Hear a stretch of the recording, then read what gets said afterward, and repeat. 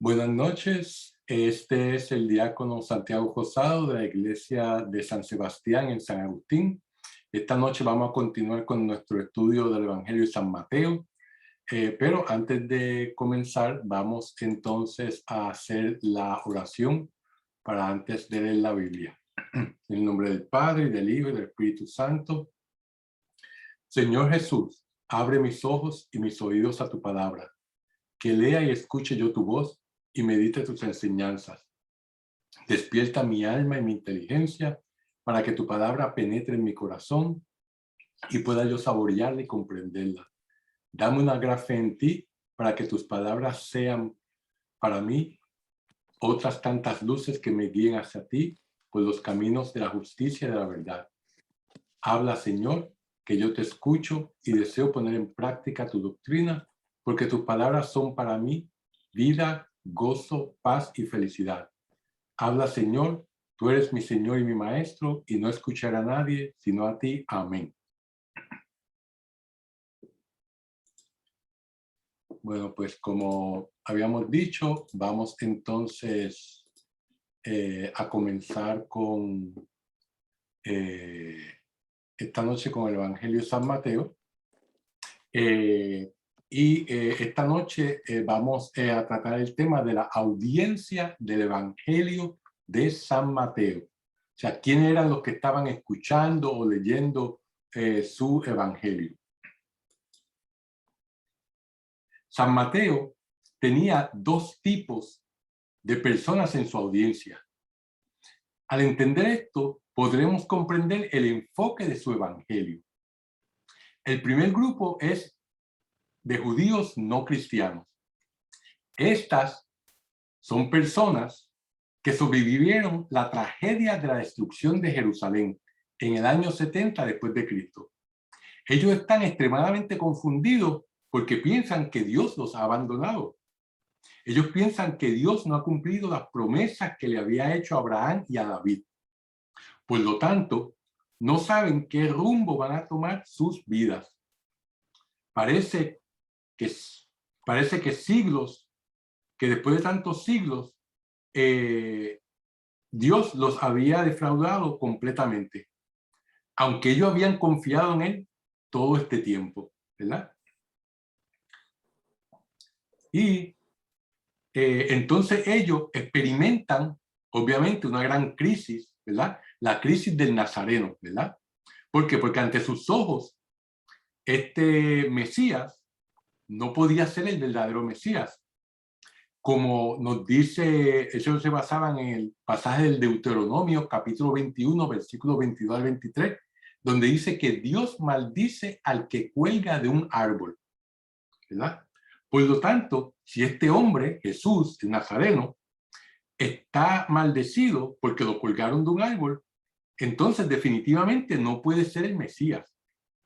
Como vemos, los judíos no cristianos estaban muy confundidos y necesitaban desesperadamente a alguien que les aclarara sus pensamientos. Alguien que les explicara la escritura y les demostrara que Dios no los había abandonado. Y Mateo va a comenzar a explicarle esto en el capítulo 1, en el versículo 1. Va a empezar. Fíjense que el segundo grupo de la audiencia de San Mateo son los cristianos judíos. En otras palabras, los discípulos de Cristo. Este grupo también incluye a los gentiles que se habían convertido a la fe. Este grupo de cristianos judíos y gentiles tienen un problema diferente a los de los judíos no cristianos, ya que Isaías había dicho en los capítulos 9, versículo 1 al 7 y 11, versículo 1 al 10, que cuando el Mesías viniera, él traería consigo una edad dorada, ¿verdad? Isaías describe esta utopía o edad dorada que traerá el Mesías de la siguiente manera. Nos dice, la vaca pastará con el oso, el niño jugará en el agujero de la cobra, ¿verdad? O sea, todo esto, y así sigue, todos estos enemigos naturales cohabitarán sin problema. ¿Por qué? Porque volveremos al jardín del Edén. Como nos dice el profeta Habacuc en el capítulo 2, versículo 14, nos dice que pues la tierra se llenará del conocimiento de la gloria de Yahvé, como las aguas cubren el mar. O sea que entre Habacuc y Isaías, pues habían dicho de esta época dorada, de este momento donde todo iba a estar a la perfección, ¿verdad? Pero esto no ocurrió de esta manera. No solamente no ocurrió, sino que desde el principio persiguieron a los cristianos. Para ellos, el precio de su fe en Cristo era el martirio. Y el precio de su fe, ¿verdad? Era perder su vida. Por tanto, si no querías que te martirizaran, entonces era mejor que no creyera en Cristo. Por lo tanto, los cristianos también tenían un problema con el mensaje de Cristo, no solamente eran los judíos, no conversos. En ambos grupos, lo que les había traído confusión eran los eventos que pasaron entre los años 30 y 70 después de Cristo, ¿verdad? Donde fue la destrucción gradual de su nación. Por estas razones, esta crisis para ellos era el final del mundo, ¿verdad? Tanto para los judíos no cristianos como para los cristianos judíos, ¿verdad? Porque al destruirle el templo, al destruir la ciudad, ¿verdad? Pues verdaderamente, pues para ellos eso era el final de los tiempos. Y por lo tanto, ellos nunca se pudieron haber imaginado que esto que estaba pasando en esa época, toda esa destrucción, todas esas cosas tan negativas, eran el principio de algo nuevo. La respuesta de Mateo a ambos grupos es el ofrecimiento de un nuevo Torá. Es por esto que muchos eruditos bíblicos llaman a Mateo un arquitecto verbal. Y como ustedes saben, el Torá son los primeros 5 libros del Antiguo Testamento. El Génesis, el Éxodo, los Números, el Levítico y el Deuteronomio. Son los libros de la ley, ¿verdad? Por lo tanto, esa era la base de la religión judía, ¿verdad? Y Mateo básicamente le está ofreciendo a ellos un nuevo Torá. Y él es muy organizado y explica sus ideas de una manera muy ordenada. Él organizó su evangelio en 7 partes. La parte central son los pilares del evangelio. Estos son los 5 pilares, del 1 al 6, son los pilares centrales del evangelio. Y el pilar inicial, el número 1, es básicamente trata sobre la infancia de Jesús, ¿verdad? Y el final, el último, el número 7, trata sobre la pasión, muerte y resurrección de Jesucristo. Estos 5 pilares centrales son un reflejo de que de las 5 partes en que está dividido el Torá, como había dicho, Génesis, Éxodo, Levítico, Números y Deuteronomio, ¿verdad? Por lo tanto, los judíos que leyeran este evangelio se sentirían muy a gusto con la estructura de este. Como sabemos, Mateo era un escriba profesional y por eso su conocimiento de la escritura era muy profundo. Vamos a ver ahora esta organización más en detalle. Fíjense, el prólogo, como lo habíamos dicho, es la narrativa de la infancia y esos son los primeros 2 capítulos del Evangelio. El primer pilar central, o la segunda sección, como lo quieran llamar, que es del capítulo 3 al 7, en este lo vemos que Jesús aquí proclama, es una proclamación del reino de Dios, ¿verdad? Y esta sección tiene una narrativa que es del capítulo 3 al 4, donde está el ministerio, se explica el ministerio de Juan y de Jesús. Y después sigue con un discurso. Este discurso evangélico, o mejor conocido como el Sermón de la Montaña, está en los capítulos, se extiende desde el 5 al 7. ¿Verdad? Y ese es el primer pilar. El segundo pilar, o tercera sección, que comprime los capítulos 8 al 11, aquí vemos el misterio del reino. Jesucristo aquí explica la realidad del reino de Dios. Y hay una narrativa donde en estos capítulos 8 y 9 están los relatos de los milagros de Dios o los signos de Dios, ¿verdad?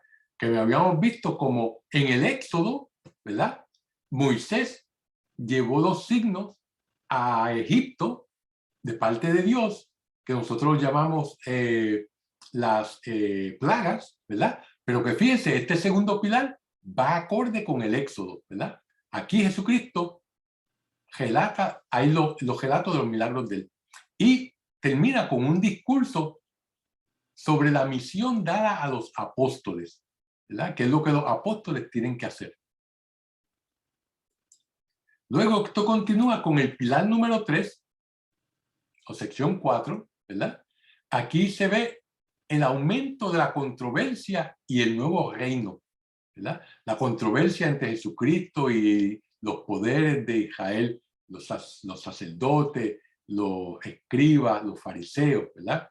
Y en el capítulo 11 a 12 hay una narrativa donde Jesús se enfrenta a una generación malvada, ¿verdad? Y luego sigue con un discurso que son las parábolas sobre el reino. Luego está el pilar número 4, que es del capítulo 13 al 18, y estos son sobre la iglesia. ¿Y por qué trata sobre la iglesia? Porque esto es lo que Jesucristo está fundando. Jesucristo vino a traer el reino de Dios a la tierra, ¿verdad? Y el reino de Dios en la tierra está en la iglesia, que somos nosotros, porque la iglesia es el cuerpo de Cristo, ¿verdad? Y Él es la cabeza. Por lo tanto, en este pilar 4 o sección 5, ¿verdad? Vamos entonces a ver en la narrativa de los capítulos 13 al 17 los viajes y milagros de Jesús, ¿verdad? Y esto sigue con un discurso de la vida y orden de la iglesia, ¿verdad? Donde él explica, ¿verdad? Cómo es que nosotros como discípulos de él debemos de vivir, ¿verdad? Cómo es que la iglesia debe de comportarse en este mundo para que la iglesia sea el faro que lleve a Dios todas las personas que no creen en Dios, los paganos, ¿verdad? Porque eso era lo que el pueblo de Israel se suponía que fuera. Y ellos pues fallaron. Entonces ahora nos toca a nosotros como la iglesia ser el faro que lleve a las personas hacia Dios, ¿verdad? Por lo tanto, nosotros tenemos que dar el ejemplo. Y aquí en este capítulo Jesús da esta pauta de cómo debe ser la vida en la iglesia. Luego tenemos el pilar número 5 o sección número 6, ¿verdad? Que es del capítulo 19 al 25. Y aquí se va a tratar sobre la venida del reino o el adviento del reino, ¿verdad? Primero hay una narrativa en estos capítulos donde Jesús enseña en el templo, ¿verdad? Y esto es seguido por un discurso escatológico. Escatológico es una palabra de domingo que quiere decir sobre el final de los tiempos, ¿verdad? O podría ser, de otra manera, dicho, el juicio de Jerusalén, ¿verdad? Y luego de esta sección, o pilar 5, viene entonces el epílogo, o el final, donde está la narrativa de la pasión, muerte y resurrección de nuestro Señor Jesucristo. Y esto se extiende de los capítulos 26 al 28. Ahora, ¿qué es lo que Mateo nos está tratando de decir? Lo que él nos está tratando de decir es que lo que se les ha dado a través de Jesucristo son escrituras y una revelación nueva. O sea, son una nueva escritura y nueva revelación, ¿verdad? La revelación nueva no está bailada de los escritos pasados. Al contrario, estaba basada en la palabra de Dios que ya se nos había revelado en el Antiguo Testamento. Por lo tanto, si la palabra de Dios que se nos había dado desde el tiempo de Abraham vino del Padre y el Hijo, ¿verdad? Por lo tanto, lo que tenemos es que la nueva revelación está edificada sobre la antigua. O sea, porque esta revelación antigua, el Hijo no la rechazó. Cristo no vino a abolir a la ley, sino vino a darle, a que se hiciera realidad, ¿verdad? Por lo tanto, Él no rechazó la ley antigua.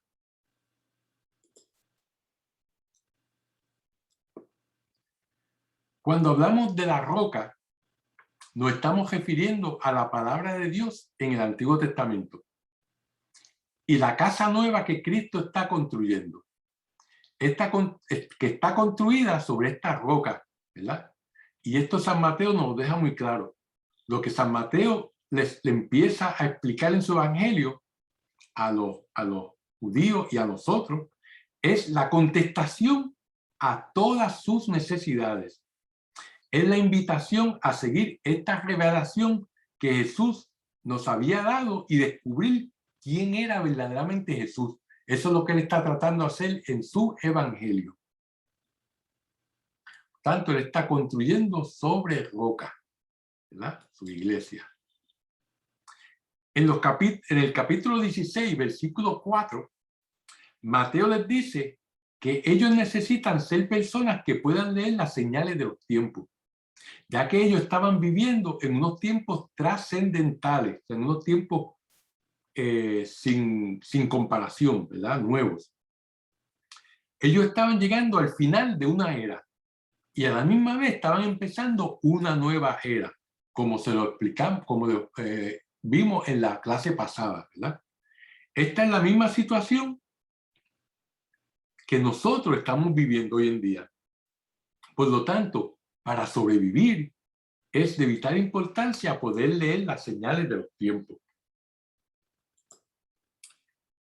Desde el primer versículo de su evangelio, Mateo nos dice que Dios ha mantenido su promesa a Abraham y a David.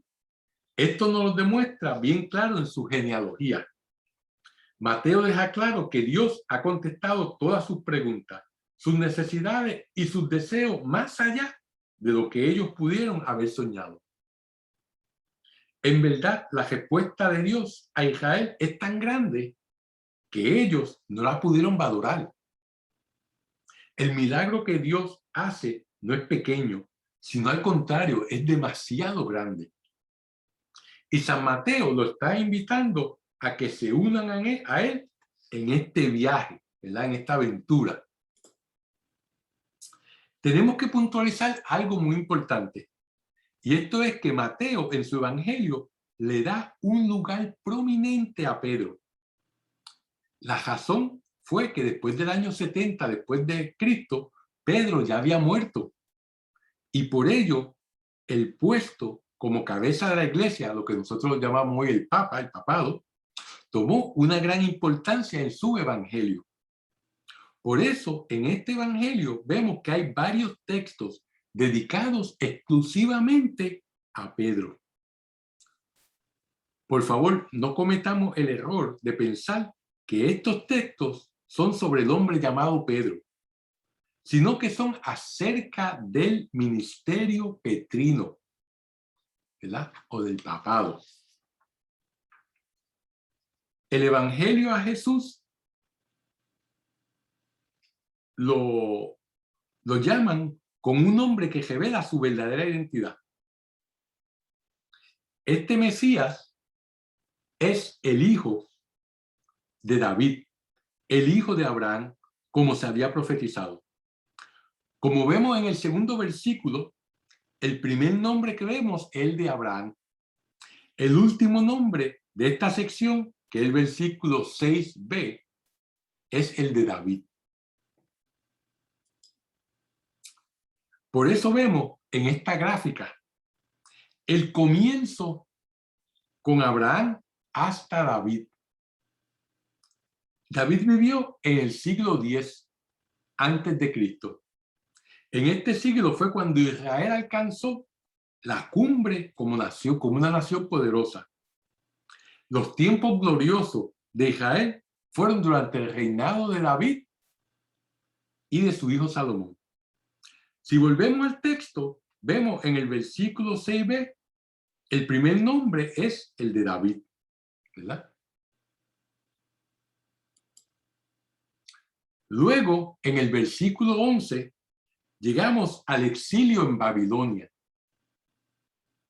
¿verdad? Como vemos en la gráfica, hay 14 nombres en la genealogía que se ven en esta sección de David hasta el exilio. Y el exilio fue la vergüenza más grande y más grave que sufrió Israel como nación al ser expulsados de su propia tierra. En el último capítulo del Evangelio de San Mateo, vemos cuando exilian a toda la nación de Israel, y esto durará hasta el año 1948. Esto es lo increíble del Evangelio de San Mateo. Al principio nos dice lo que va a ocurrir al final. Lo que me están dando aquí es el tiempo de David, que es el tiempo de la gloria, ¿verdad? Seguido del tiempo del exilio de Babilonia, que es el tiempo de la vergüenza. ¿Verdad?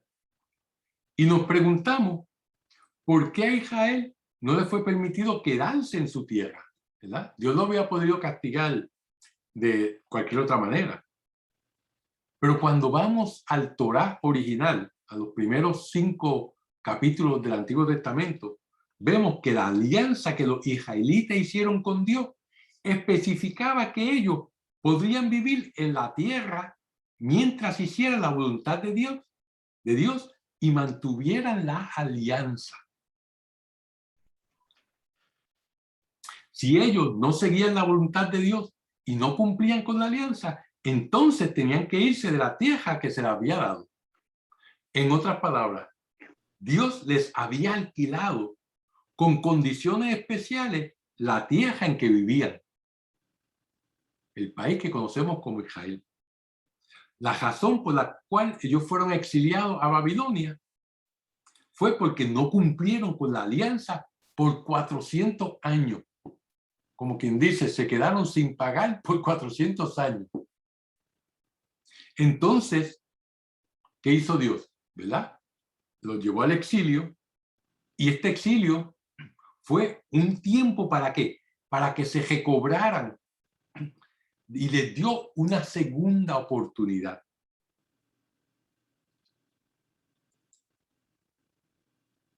El regreso de Babilonia lo vemos en el versículo 12. Aquí tenemos otros 14 nombres que terminan en el versículo 16. Con Jacobo, que era el padre de José, esposo de María. Como vemos, la genealogía termina con José.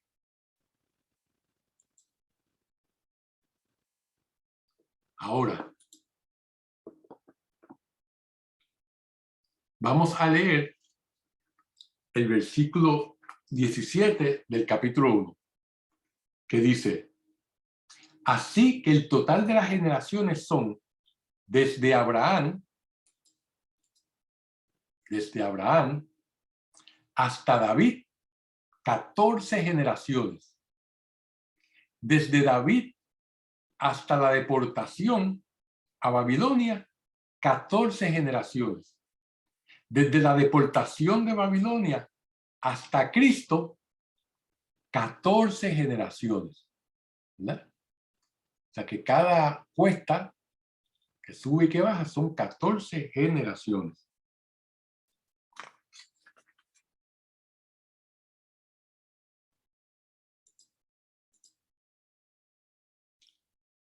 Vemos que hay 3 grupos de nombres, ¿verdad?, Y el número 3 es un nombre muy importante en la Sagrada Biblia. Es el número más sagrado. ¿Por qué? Porque el número 3 representa la Santísima Trinidad. Cualquier cosa que sea en 3 es una bendición increíble. Por lo tanto, lo que Mateo nos quiere decir aquí es que la bendición más grande que había venido a este planeta era Jesucristo, era el Hijo de Dios, ¿verdad? Que es el hijo de David, el hijo de Abraham. Este es el significado de la genealogía de Jesús. Ahora nos preguntamos el significado del número 14, ¿verdad?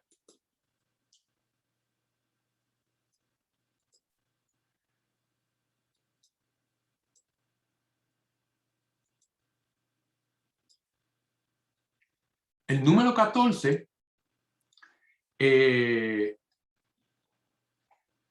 necesitamos saber un poco de hebreo. Cada palabra, cada letra del idioma hebreo es una consonante y tiene un valor numérico. El valor numérico de la letra D es 4, ¿verdad? Y el valor numérico de la letra V es 6. Por lo tanto, si sumamos las consonantes del nombre de David, serían 14. Por lo tanto, al organizar la genealogía de Jesús de esta manera, San Mateo nos quiere decir que sin lugar a dudas, Jesús es el hijo de David. Jesús viene a cumplir la promesa que Dios hizo a David, porque uno de sus hijos, pues le dijo a David que uno de sus hijos reinaría para siempre. Esta genealogía que Mateo ha hecho es muy importante porque nos está dando la línea de descendencia del rey David, ¿verdad? Ahora, para nosotros es aburrido escuchar la lectura de la genealogía durante la misa, cuando le toca ese pasaje, ¿verdad? Nos aburrimos un poco. Pero para los judíos del tiempo de Jesús hubiese sido algo emocionante escuchar esta genealogía, especialmente cuando se llega a la sección del exilio de Babilonia. Para ellos hubiese sido como ver armar un rompecabezas, especialmente después del exilio.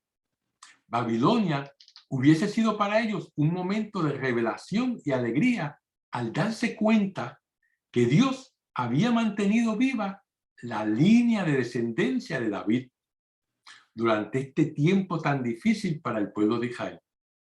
En otras palabras, Dios había mantenido el árbol de la descendencia de David después de que había sido cortado durante el periodo del exilio de Babilonia. Y solo había quedado el tronco, ¿verdad? Eso nos trae a la memoria la profecía de Isaías, capítulo 11, versículo 1, donde nos dice: saldrá un vástago del tronco de Jesé, y un retoño de sus raíces brotará. Jesé, ¿quién es? Jesé es el papá del rey David.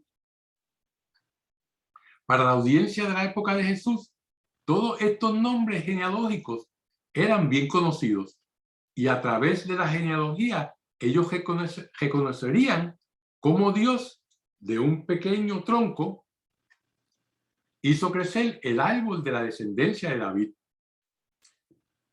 En otras palabras, Dios siempre cumple sus promesas. Mateo nos ha dado 14 generaciones después del exilio. En esta gráfica tenemos otra manera de ver estas generaciones. Se pueden comparar el número 14, ¿verdad?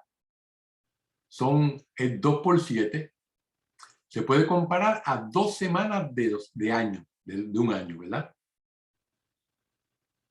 Estas 2 semanas, cuando traducimos estas 14 generaciones a 2 semanas, nos van a ayudar a entender lo siguiente, ¿verdad? Nosotros tenemos 2 semanas de Abraham a David y 2 semanas desde David hasta el exilio de Babilonia y 2 semanas desde el exilio hasta Cristo, ¿verdad? O sea, son 2, 4, 6, ¿verdad? Por lo tanto, si tomamos esto en consideración y nos acordamos del momento de la creación, ¿qué pasó en la creación? El 7º día de la creación fue el día para Dios descansar. Y nosotros, ¿verdad? Después de 6 días de la creación, el 7º es el sábado o el día de descanso, día de Dios. Lo que San Mateo está diciendo aquí es que la 7ª semana, ¿verdad?, es el tiempo de Dios.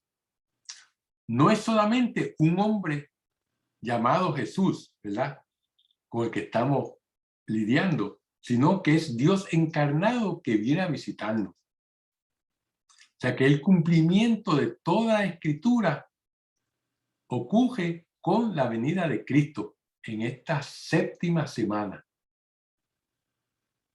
que comienza la nueva era,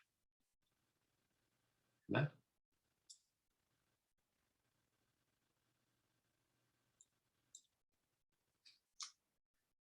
Segundo, vemos,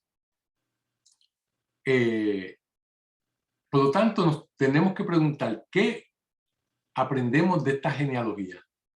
Lo primero es que Dios mantuvo su promesa a Abraham, que sus descendientes serían tan numerosos como las estrellas del cielo, que todo el mundo en la tierra sería bendecido a través de Abraham. La promesa fue hecha en Génesis 12 y 15.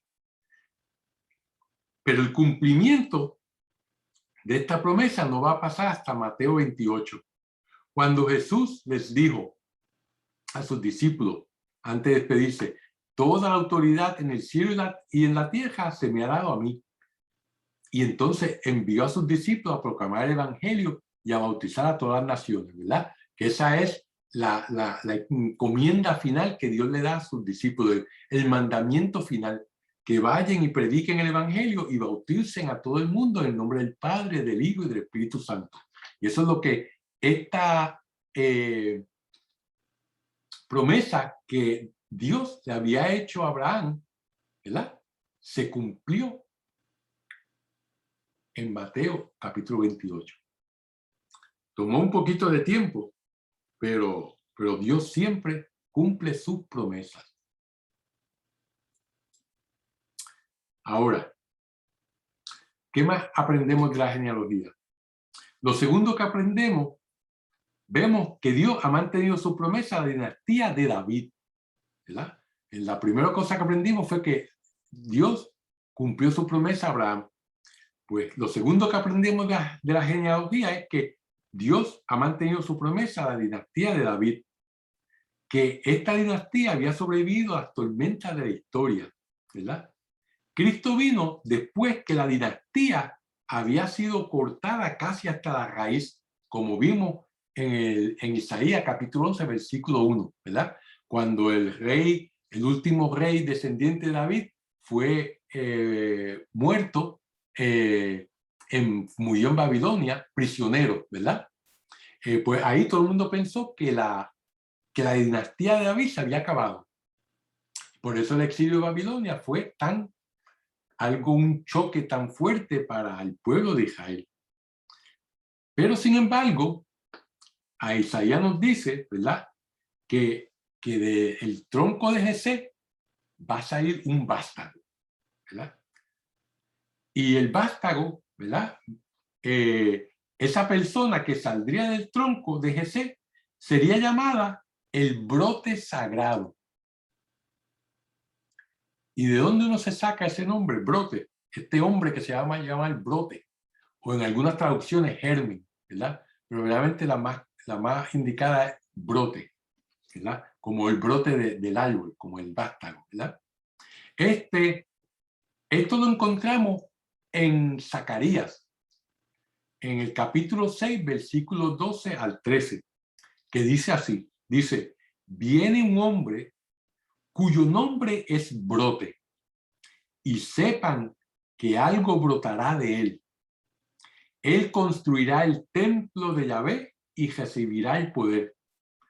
Se sentará en un trono para gobernar. O sea, eso es lo que nos dice Zacarías sobre este hombre llamado brote.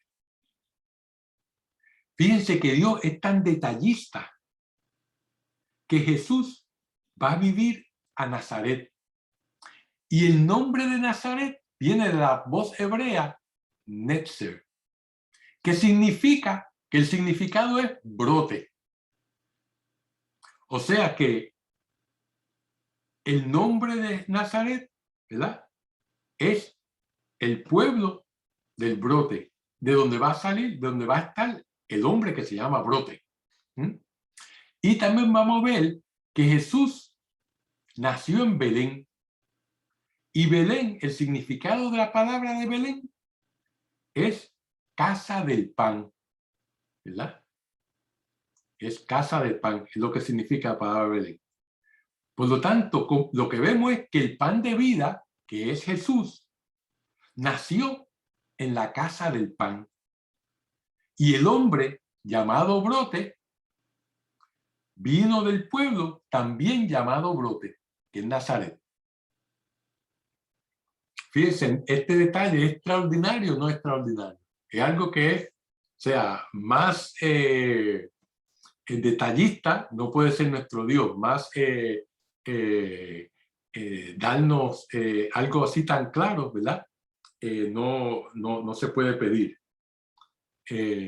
Cuando vemos en conjunto lo que nos dice los profetas Isaías, Zacarías, y con lo que pasó durante el tiempo de Jesús, y los nombres de los pueblos donde él nació y vivió, que vienen a confirmar, vienen a hacer realidad las profecías de estos hombres de Dios, estos profetas, habían hecho siglos, muchos siglos antes.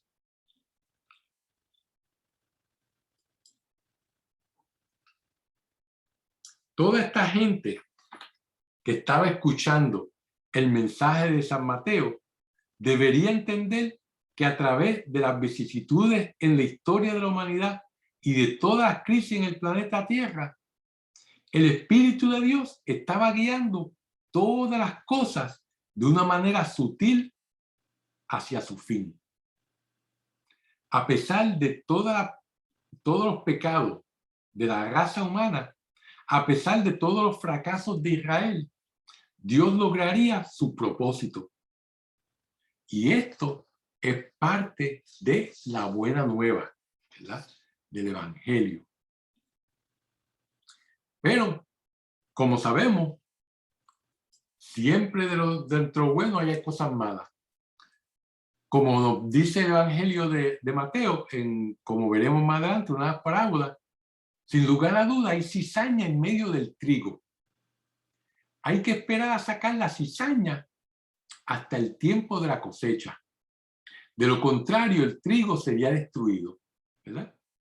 Por lo tanto, la cizaña y el trigo se ven iguales en el exterior, pero solamente Jesús, que conoce el interior, sabe bien quién es la cizaña y quién es el trigo. Por eso es que nosotros no podemos juzgar. Y Mateo, en su evangelio, en la parábola de la cizaña, nos explica este concepto muy bien, ¿verdad?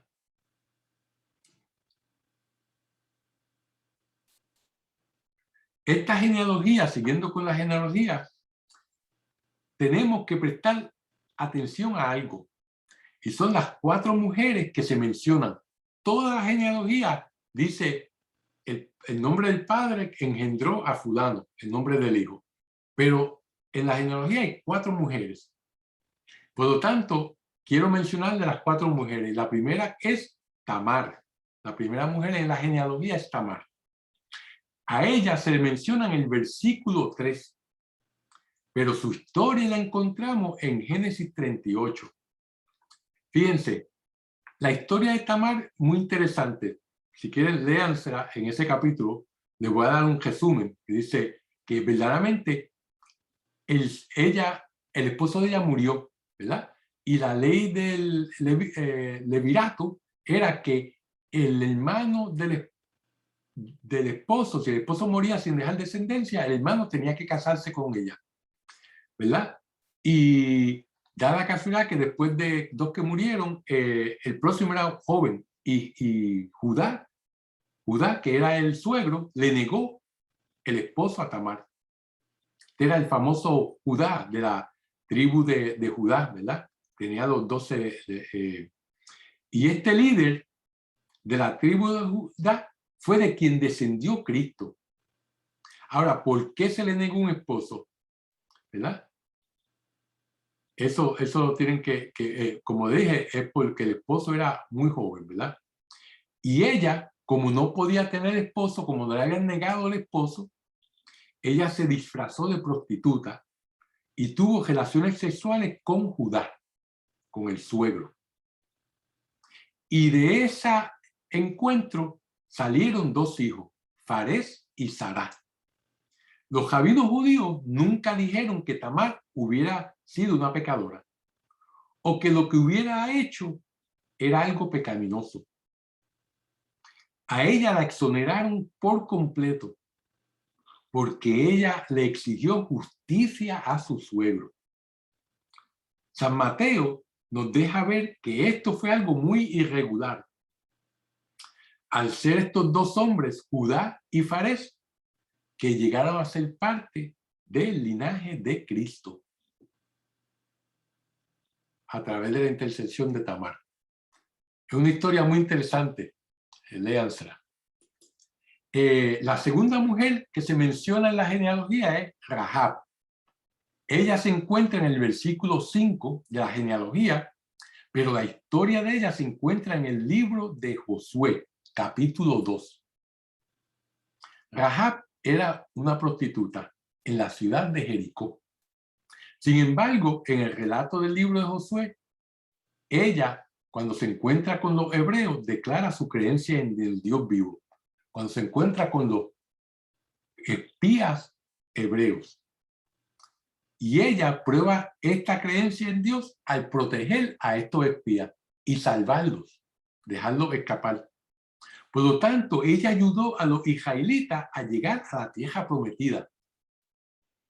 Y a ella la exoneran los rabinos judíos totalmente. Y se une al pueblo de Israel. Y de esta manera es como ella pasa a formar parte de la genealogía de Cristo.